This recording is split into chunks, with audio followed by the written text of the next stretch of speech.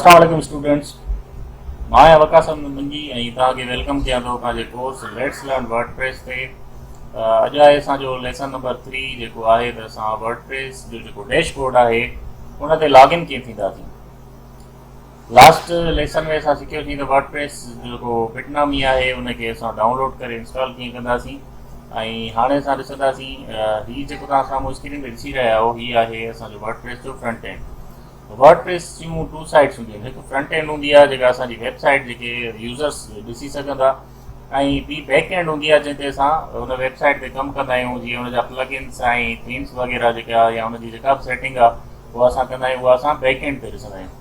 हाणे हुन back and खे लॉगिन करण जा अॼु मां तव्हांखे 2 तरीक़ा ॾिसे थो छॾियां, उहे तव्हां ज़हन नशीन करे छॾियो, लिखी छॾियो, जेके तव्हांखे कमु ईंदा। सभ खां पहिरियों असां छा कंदासीं, जेका असांजी एड्रेस बार में लिखियलु आहे पंहिंजी वेबसाइट जी एड्रेस, जंहिंखे असां डोमेन नेम चऊं।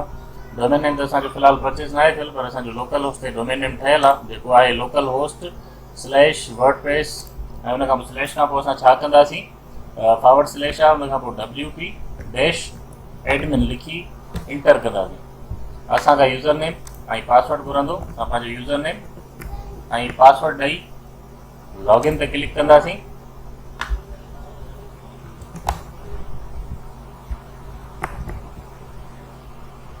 लॉगिन ते क्लिक कंदासीं त असांजो हीउ डैशबोर्ड ओपन थी वेंदो। हिकिड़ो तरीक़ो इहो आहे। इन खां अलावा ॿियो बि हिन जो तरीक़ो आहे। 2 तरीक़ा तव्हांखे हिन लेसन में ॿुधाईंदुसि। इन्हनि तरीक़नि खे तव्हां जेतिरो थी सघे प्रैक्टिस कयो। ॿियो तरीक़ो इहो आहे, असां हिनखे wp-login.php लिखी इंटर कंदासीं। पोइ बि असांखां यूज़र नेम ऐं पासवर्ड घुरंदो,